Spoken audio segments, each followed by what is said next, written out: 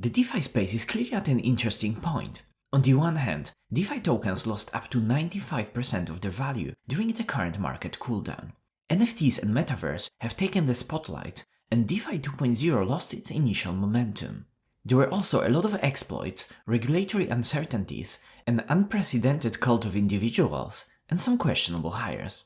On the other hand, established protocols have been working like a charm, supporting a lot of day-to-day operations. DeFi on Layer 2 is just getting started. Multichain DeFi and DeFi on other chains are also going through a rapid growth phase. With all of this, is it possible that the worst is behind us and we are at the brink of a DeFi Renaissance? You will find answers to this question and more in this video. Before we begin, if you want to learn more about decentralized finance and the technology behind it, make sure you subscribe to my channel, hit the bell icon, and enable all notifications. Since the beginning of 2021, the market hasn't been kind to DeFi. Despite the amazing innovations and growing total value locked across DeFi protocols, the prices of DeFi tokens didn't reflect this. Even when the DeFi tokens appreciated in value together with the overall market, in most cases they still underperformed ETH. The attention was focused on other things: NFTs, meme coins, Metaverse, alternative L1s, and NFTs again. DeFi 2.0 brought a bit of hope, but eventually resulted in a market overexuberance and a painful price correction. Ethereum Layer 2 scaling didn't arrive as quickly as most people expected, which created a great opportunity for other chains. The ease of deploying to other EVM-compatible Layer 1s resulted in the creation of a multitude of forks of well-known DeFi protocols, such as Uniswap or Aave. Olympus became probably the most forked protocol of them all, fueling seemingly never-ending Ponzi games across all possible EVM-compatible chains. The unprecedented cult of individuals didn't help either. Maybe, just maybe, in the space where anonymously written pieces of code can process billions of dollars worth of transactions, we shouldn't pay so much attention to individuals and focus on what is really important: code and communities. It's been shown time and time again that the cult of an individual can disperse as quickly as it can rise. There were also a lot of discussions around morality in DeFi. Should a convicted criminal involved in fraud be allowed to anonymously work on a protocol without other people knowing about it? This question may not be as easy to answer as we may think. For some people, especially coming from traditional finance, that would be something unacceptable. For others, being a good contributor to the ecosystem is what matters, and they believe that people should be allowed to recuperate. One thing is clear: no one working on a DeFi protocol should be able to single-handedly access people's money, no matter who they are.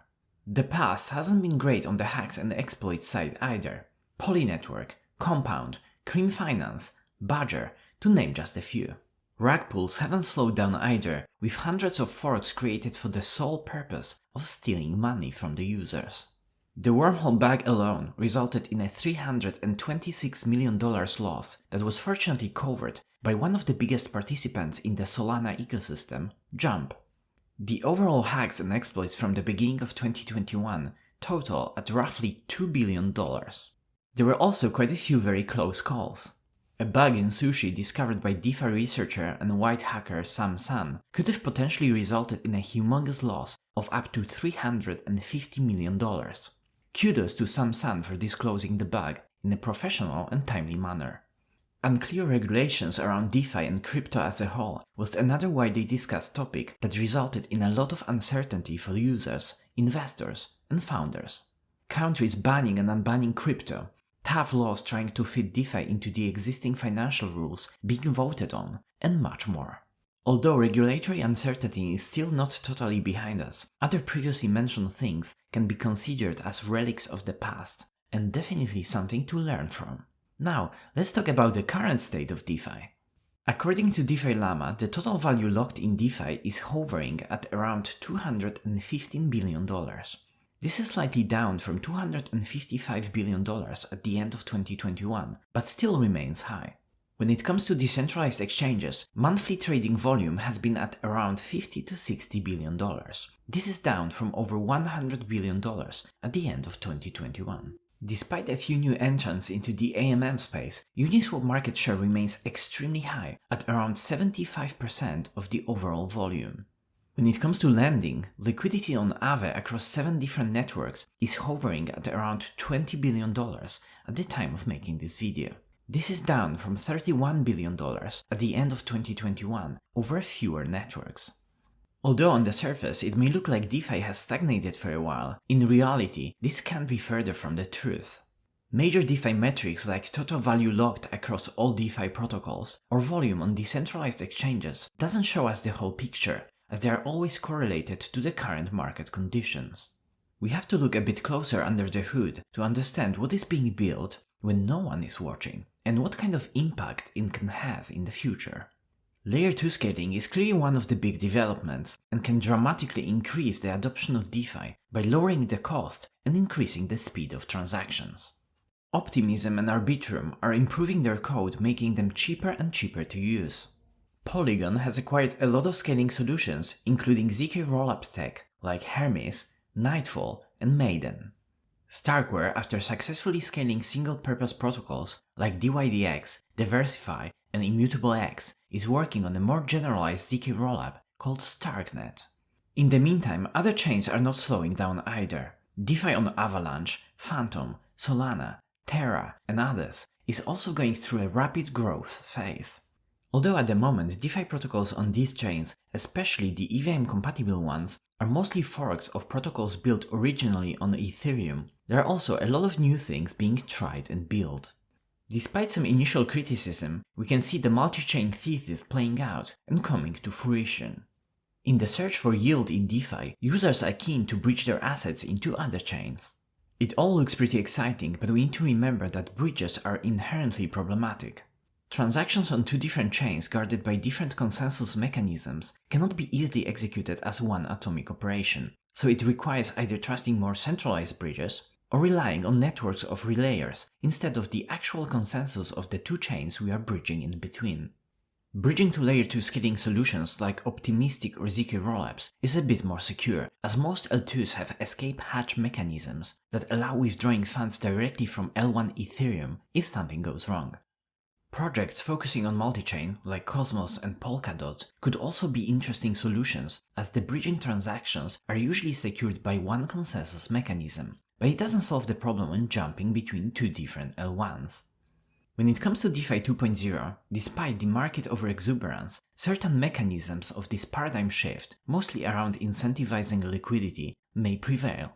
Protocols like Tokamak are maintaining a strong TVL of over $1 billion and introducing new useful features to the overall DeFi ecosystem. It remains to be seen if other DeFi 2.0 protocols like Olympus will be able to shine again and come back to their original power. At the moment, the market cap of the Olympus token OM is essentially backstopped by its underlying protocol control value of the treasury, so to a certain extent it works as expected in the worst case scenario. The more established protocols haven't rested on their laurels either. Aave has recently launched version 3 of their protocol that introduces better capital efficiency and improves risk management. Bancor has also announced version 3 of their protocol that reduces the cost of trading, allows for unlimited deposits, and provides instant impermanent loss protection. Thorchain has recovered from its hack and recently introduced synthetic assets aiming at increasing network usage, network TVL, and pool depth. It also allows for cheaper swaps and greater income for liquidity providers. MakerDAO is discussing a new aggressive growth strategy, which would include things like expanding into more real-world assets. Sushi is working on Trident, a framework for creating AMMs, and Shoyu 2.0, an NFT marketplace. Curve, which is fueling most of stable asset swaps in DeFi, is not slowing down either. Its tokenomics model incentivizes a lot of other players to compete for the CRV yield. The process, due to its competitiveness, has been called Curve Wars. The CRV model became so popular that it's being copied by a lot of other protocols in the ecosystem. When it comes to Ethereum itself, EIP 1559, despite the initial worries, has been working like a charm and burning ETH every day. We have recently crossed 2 million of ETH burned since the change was deployed. There's also been a big rise in liquid staking. Lido, the dominant player in this category, has over $8.5 billion of ETH staked. They also support staking on other chains, and their Luna staking grew to an astonishing $7.5 billion. Rocket Pool, which chose a harder path and decided to start in a more decentralized state, is also showing an amazing growth, with almost $500 million of ETH staked. Although not exactly DeFi per se, NFTs, Metaverse, and crypto social media, including the Lens protocol launched by the Ava team, has been a hot topic of discussion. This can bring more people into the crypto space and allow them to also discover DeFi. On top of all of this, it's worth mentioning that even during a market cooldown, when users are less prone to invest in new projects, venture capital does not sleep and pours billions of dollars into the DeFi ecosystem and crypto as a whole. This provides early projects with enough capital to focus on building instead of thinking how to survive until the next bull market. As we can see, despite the market downturn, the DeFi ecosystem is flourishing, and this won't stop here. Let's have a quick look into the future. One of the widely discussed events that is coming closer and closer is the Ethereum merge. The merge will transition Ethereum from proof of work to proof of stake and dramatically reduce the ETH issuance rate, which can most likely cause ETH to become deflationary. The merge is currently estimated to arrive between June and August this year, but this of course depends on further testing. This is one of, if not the biggest changes to the Ethereum protocol, so it cannot be rushed. The merge drives one of the current narratives for Ethereum and may result in the next bull market for ETH and DeFi. There are also a lot of other improvements in Ethereum's pipeline. EIP 4488, for example, can drive down transaction costs for rollups by lowering the gas cost of cold data. L2s are another catalyst that can result in users rediscovering DeFi. Not only will DeFi be cheaper and faster than ever, it will also enable new DeFi protocols that were previously not possible to implement on Ethereum itself. Most L2s also have a secret weapon. They can always launch a token and quickly incentivize growth. I wouldn't be surprised to see some inflection points that will cause all major L2s to launch tokens one by one in a very short period of time. There are a lot of teams working on L2 scaling, but one of the highly anticipated events is the full launch of Starknet that will provide a general-purpose ZK rollup. NFTs, Metaverse, and DAOs can also fuel DeFi, which could become the backbone of these nascent ecosystems. Tokenizing NFTs and trading them on an AMM, this is DeFi. Creating escrow contracts to exchange tokens between DAOs, DeFi. Trading parcels of land in the Metaverse, also DeFi. Even NFT marketplaces can be considered as decentralized finance. Another segment of the DeFi market that may experience rapid growth are indexes. In traditional finance, indexes, such as S&P 500 and FTSE 100, went through a huge cycle of growth and became a huge part of the overall market. This hasn't been fully leveraged in DeFi yet. I wouldn't be surprised to see more and more focus on indexes in DeFi, especially since the nature of smart contracts allows for easily creating a wide range of indexes, from DeFi blue chips to Metaverse to NFTs. It also allows for automating rebalances of these indexes. Index Co-op, with its DeFi, Metaverse, and other indexes, is one of the prominent projects in this category. One thing that we need sooner rather than later is clarification around laws and taxes in DeFi. The current unclear rules stifle innovation and create an adversarial environment for DeFi founders and users. We cannot allow this space to become a bedrock for financial surveillance and unfair treatment so common in traditional finance. In the end, I believe that most liquidity will move on-chain, and DeFi will attract most banks, hedge funds, other financial companies, and maybe even whole countries. Although there will be a long tail of chains, each with a functioning DeFi ecosystem, naturally, the liquidity will concentrate around a handful of chains. When it comes to the market, it's hard to say what will happen to the price short to medium term, but I wouldn't be surprised to see DeFi tokens having another resurgence when the world wakes up to what is being built here. The decentralized finance space, despite the current market cooldown, keeps evolving with astonishing speed.